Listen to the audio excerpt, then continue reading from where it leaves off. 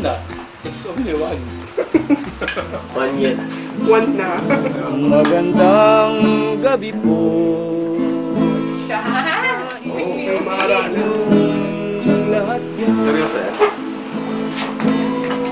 ang aming pagtapat. Ay, pinangarana. Mag-base naman kayo. Para bailar la bamba, para bailar la bamba, te necesito una poca de gracia. Ayan, nakikita niya mga pamilya na tatalanta ang dalawa. Saan ba naman na tayo nakakita? Sa haranahin, nag-meet ba? Ay arriba, por ti seré. Rupa and Annabelle. Rupa and I. Pwede rin. Rupa and Annabelle. Saan? Andiyan na yung voice! Buksan muna ang bintana at kami ay yung dungawan.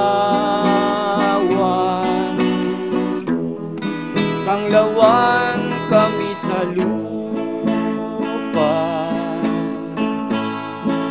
at nang makita mo Ay, amin yan.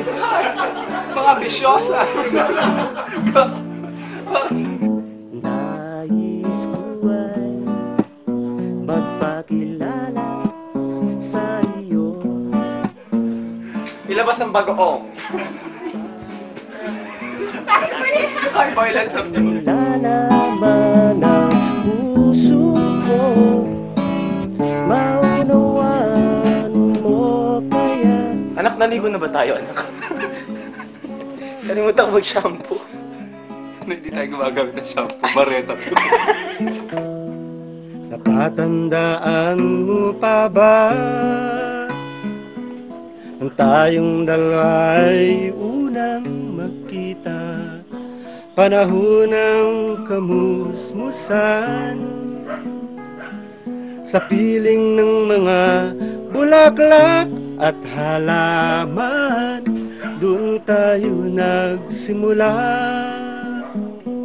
mangarap at tumula. Salamat po, pwede na kayong pumasok. Pasok po.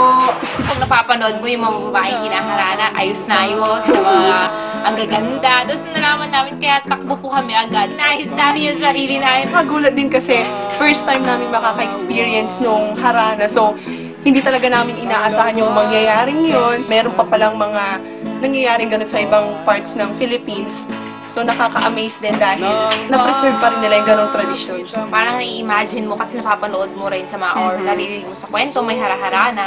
So, parang pinangarap ko rin dati na sana maharana ako. Nakakakilig. Iba yung feeling. Parang bumalik ka dun sa nakaraan. Sa modernong panahon ngayon, sayang wala na. Pero kung pagpapatuloy yun, parang mas maganda kasi nakikita mo talaga yung sincerity ng guys. Panapanahon ang pagkakataon, ay babalik ba ang kahapon?